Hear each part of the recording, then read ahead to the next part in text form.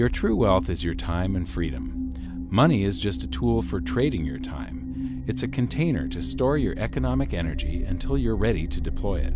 But the whole world has been turned away from real money and has been fooled into using currency.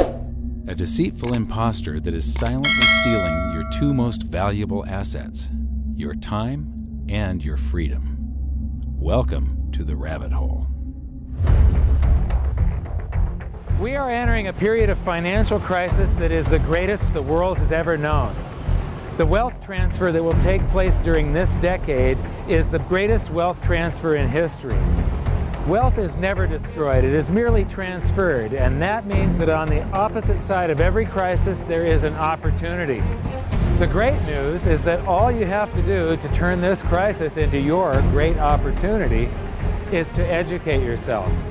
I believe that the best investment that you can make in your lifetime is your own education. Education on the history of money, education on finance, education on how the global economy works, education on how all of these guys, the central bankers, the stock market, how they can cheat you, how they can scam you. If you learn what is going on and how the financial world works, you can put yourself on the correct side of this wealth transfer. Winston Churchill once said that the further you look into the past, the further that you can see into the future. This program is all about creating your own crystal ball, being able to gaze into the future, being able to change this crisis, the greatest crisis in the history of mankind, into your great opportunity.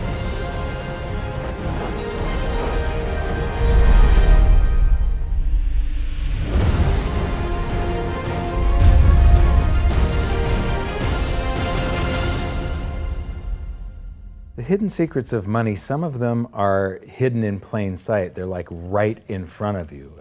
The way the monetary system works is something that isn't actually hidden away from all of us. It's out in the open, but it's complex and people just they can't see how it works.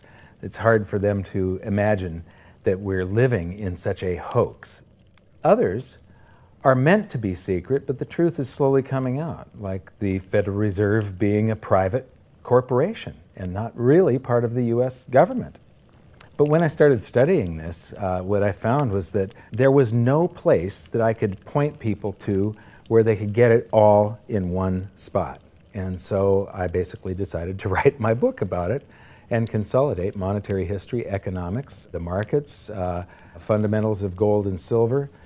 There's a lot of smoke and mirrors in economics, and I've sort of made it my job to lift the fog for people.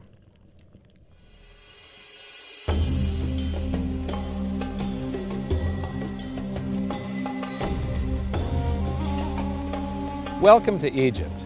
This is where it all began. Roughly 5,000 years ago, the Egyptians started using gold and silver as their predominant form of currency. But it was not yet money. The pieces of gold and silver that they were using were odd sizes and weights, odd purities, so it still was not interchangeable, where each unit is the same as the next. This meant that nothing really had a price yet. You couldn't put a price of so many coins on something because they didn't have coins yet. Trade was still difficult. It was still a guessing game when it came to the exchange of values. One of the reasons that we are in the financial mess that we are today globally is that people do not understand the difference between currency and money. Currency is a medium of exchange, a unit of account. It is portable, durable, divisible, and something called fungible. Fungible means that each unit is the same as the next unit. A dollar in my pocket buys the same amount as a dollar in your pocket. Money is all of those things plus a store of value over a long period of time. Even financial planners, bankers, your accountant, they don't understand the difference between currency and money. The currency in your pocket is a medium of exchange. It's a unit of account because it's got numbers on it. It's somewhat durable, it's portable, it's divisible in that you can make change, and it's fungible. A dollar in my pocket buys the same amount as a dollar in your pocket. But because governments can print more and more and more of it, and dilute the currency supply, it's continually transferring wealth out of your pocket, out of your bank account, to the government and to the banking system. The reason that gold and silver are the optimum form of money is because of their properties. It's an easy medium of exchange because gold and silver store a large amount of value in a very small area.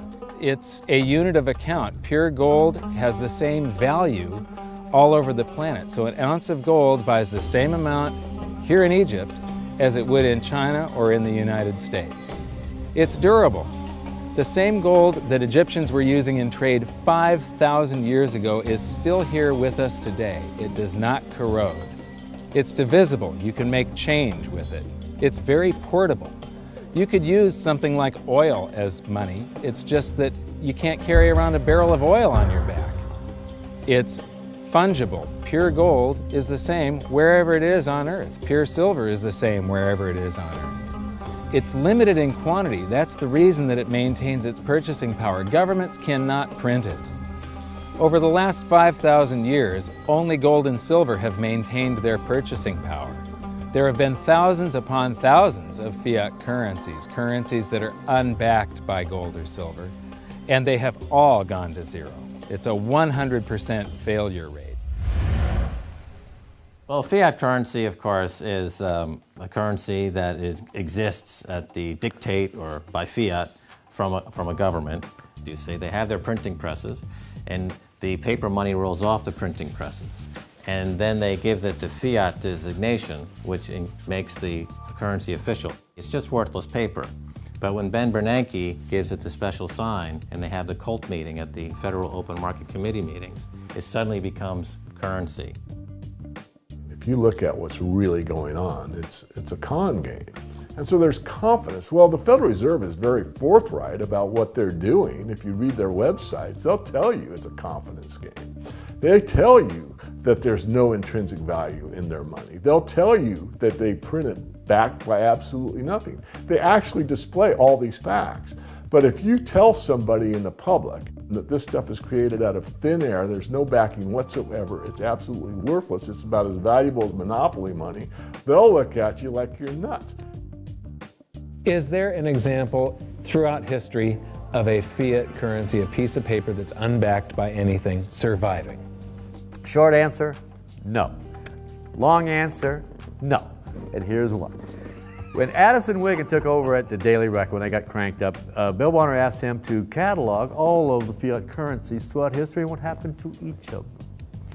Addison dutifully went to work. Within a short period of time, he had gone through the alphabet. All the fiat currencies that started with the letter A were done. They all went to zero. He was halfway through the letter B, and all the fiat currencies that started with the letter B, and there were 600 of them in just the first letter and a half of the alphabet, and every single one of them went to zero. Every one. 600 fiat currencies that start with the letter A, and half of the ones that start with the letter B are 600 of these things. Not one ever came close. Would you think this one, the United States dollar, is going to be the first one after all that? I don't think so. No. No currency, fiat currency has ever survived. None. The thing about money is there actually is a fairly well accepted definition of what money is. The question is, as you apply that definition to particular things that people claim to be money, do they fit the definition? We'll just take the paper dollar, for example. How well does it perform those functions? Well, store of value. The dollar has lost 95% of its purchasing power since the creation of the Federal Reserve in 1913. So not very good as a store of value. One of the things I do is just a way to get the audience's attention is I have a slide, and there are 3 pictures on the slide. One is a pile of monopoly money. The other one is a pile of Federal Reserve notes, what Americans would call paper money. The other one is a solid gold American Eagle 1-ounce coin. And the title of the slide is, which of these is not like the other? And if you know the show Sesame Street, or you have children who watch it, it's one of the favorite vignettes in Sesame Street. And what it really is a kind of IQ test for 5-year-olds. They're supposed to look at the 3 things and look at characteristics and find the one that's not like the other. Well, I've shown this slide to groups of Ivy League University professors, and I've also shown it to, children, kind of 5 years old, my nieces and nephews and so forth. And when the professors look at it, they say, well, clearly the dollars are not like the others because gold has no role as money, and monopoly money is junk, and the American dollar is a store of value, so that's not like the other. But the children look at it and they say, well, the gold coin is not like the other because the other two are just piles of paper and the gold coin is clearly something different. So my question to the audience is, who's smarter, a 5-year-old or an Ivy League professor? Before World War I, each note that a treasury issued would say that there have been deposited with the United States Treasury $20 in gold coin payable to the bearer upon demand. The money was in the vault.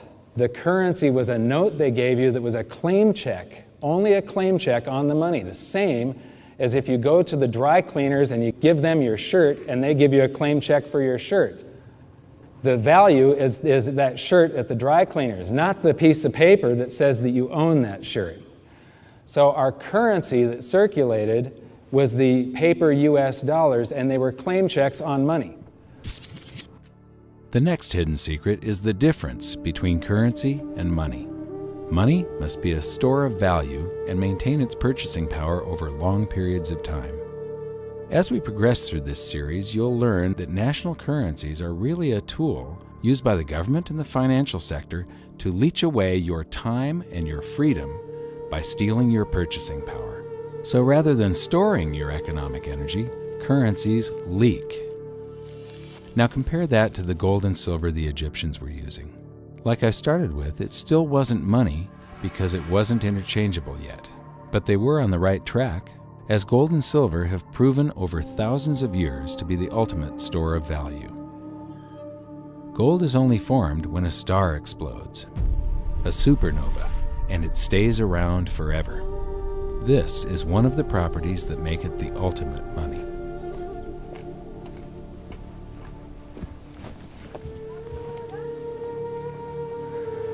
People are amazed that after 5,000 years, the pyramids are still here. But what I'm more amazed at is that the currency that the people that built this were using, that currency, that gold and silver that they were using in trade on a daily basis, is still around today. It may have been melted down and re-refined, and it's in a coin or a bar or in some piece of jewelry, but it's still with us today, and it still purchases something. Yes, it is the ultimate money because there is nothing else even in the same league. It's divisible, it's permanent, it's a store of value, it's a unit of account. It's got everything you want out of money, but it doesn't go away and it can't be increased. That is what makes gold the most beautiful money of all. What more could you ask out of a money? It keeps governments under control. You can maintain a solvent system. Governments don't like gold at present because they're getting away with the fiat currencies, and they'll do everything they can to discredit it as an asset class. I mean, my goodness, gold has outperformed the Dow Jones Industrial Average in each of the last 7 years, yet it's not considered a legitimate asset class. Why? Again, it's the fear that maybe gold will be imposed on the system, that it will constrain government ability to spend beyond its means. They can't print it. They can't print it, no. The proper definition of inflation, I use Milton Friedman's definition. Inflation is an expansion of the currency supply. Deflation is a contraction of the currency supply. If you expand the currency supply, eventually prices will rise. And if you contract the currency supply, eventually prices will fall. This is a pool, but it's not a pool of water. This is the currency pool. And these are prices. And if you expand the currency supply, prices like a sponge in water have to rise to suck up the excess currency. Governments never stop printing more currency and adding currency to circulation. Therefore, prices keep on going up, not because the stuff that you're trying to buy is changing.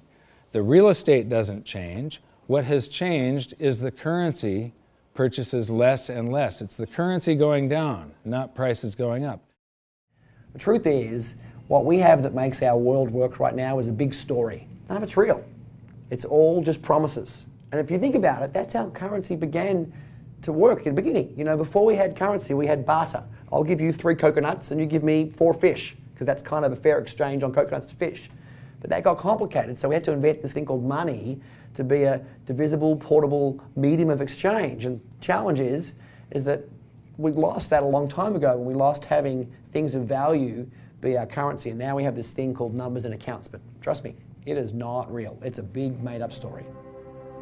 One of the biggest make-believe stories ever is called quantitative easing, which sounds complex, but it's really just a smoke and mirrors term for currency creation. QE started with the banking bailouts back in 2009. This currency was created out of thin air and then given to the banks, who paid themselves record bonuses in reward for crashing the world economy. This is a global phenomenon, but all you have to remember for now is that whether it's QE bailouts or stimulus programs, these are all just voodoo, hocus-pocus terms for increased currency creation. I believe gold and silver will reassert themselves as money. And when they do, there just isn't enough. And their purchasing power is going to go up many, many, many times. Egypt is an amazing place. There's a franticness about it, and utter chaos, especially like the traffic. But when it comes to like all of the merchants that are trying to get every last dime out of you, you get fleeced to the point where you come back with an empty wallet. But you know what? They're amateurs compared to Wall Street. In the past several years, I've spoken in many countries about the crisis that's coming, and a lot of people think that they're going to be okay in their country, that it's only going to happen to the United States or maybe the United States in Europe. But what they don't realize is that this is a global phenomenon. I got to show you something here. This is base currency in the United States. This is the number of paper dollars that exist, basically. It took 200 years to go from no dollars in existence to 825 billion. And then we had the bailouts, and then we had QE1, quantitative easing 1, then QE2, and then we had QE3, and then QE4, and then soon we're going to have QE57 and QE382. And it isn't just here. This is what the Canadian currency supply looks like. This is Australia, South Africa, Russia. Now, this starts out in just the year 2001, and this is like 18 times more currency in existence in a little over a decade. Here's Singapore, same story. Look at that, since the crisis, just bam. India, China, every government on the planet is doing this insane deficit spending and expanding their currency supplies, doing bailouts, and history shows that there is no example of this turning out well. It is sometimes amazing that we haven't experienced more inflation than we have. If they keep expanding the money supply so vastly, why aren't our prices growing faster than they really are? And the answer is that a good chunk of the money that the Fed created has been shipped overseas. I remember early in my research, I heard this expression that the Americans have exported their inflation. I thought, what is that? How can you export your inflation? Put it in a box and send it out? What do you do? Well, now I understand. You export your inflation by simply sending all these dollars that you created to these other countries, and then they send you their refrigerators and their cars and whatever, their TV sets. So you get hardware, and they get little pieces of paper. It's a great deal for the American people for a while. For a while. Sooner or later, all of those pigeons come home to roost. When the time comes, as it looks like it's now coming, when the rest of the world is saying, we don't want to play this game anymore, Uncle Sam's dollars are just becoming worthless, there are too many of them, we've got to find something else other than American dollars, then those dollars start to come back to America. People say, we don't want them anymore, what do we do with them? Once this revs up and we've got this little trickle of money coming back that we previously exported, once it becomes a flood and it starts to rush back, now we are getting our former exported inflation brought back to us, and then we'll see the quantity of money inside the United States grow much more rapidly even than the Federal Reserve can create it, because we're getting a previous money back. And that's when we will really see the tanking of the US dollar in terms of what it will buy. During the second round of quantitative easing, global food prices went up 60%. And this created a humanitarian disaster for the 2 billion people on Earth who live on less than $2 a day. These people were hungry to start with, they became hungrier, and some of them started overthrowing their governments in North Africa and around the Middle East. So quantitative easing was the spark that ignited the Arab Spring. So that's it. When you create money, you get some sort of inflation. It just depends on where the inflation goes. It's all going down, down, down. Peasants are reeling from a game of coins and crowns. Given the premise that you have a permanent underclass or poor class, and how does inflation affect them disproportionately, it affects them basically in the percentage of their income that goes to food. And we see this as a ratio, and we know that there are some danger points. For example, in Egypt recently, once that ratio got to 40% of income going to food and the price of food rising due to inflation, when it got to 40%, that's historically a point where people actually stage a revolution. And that's exactly what we saw. The French Revolution, similarly, was all around the price of food getting to a certain critical point where people simply, the risk-reward for revolution was favorable toward revolution. When they print it up, then it all goes down. Well, exactly right, because when you have a runaway inflation, it's punishing the very people who are most productive in society. In other words, the people that produce more than they consume and save the difference. The problem is that those productive people, the savers, save in their national currency. And unfortunately, the national currency is just a fiat piece of paper at this point. So when it's destroyed through runaway inflation, that $100,000 that you were hoping to retire on doesn't exist. And the things that you were going to buy with it and provide for others don't exist either. Now what are you going to do? So that all seems pretty scary. However, this is going to happen, and you can only play the hand that you're dealt. But the great news is that gold and silver always end up doing an accounting of the expansion of the currency supplies. Basically, the will of the public and the free markets. When governments do this kind of stuff to their currency supply, they debase it. Eventually it comes back in inflation. People sense the loss of their purchasing power.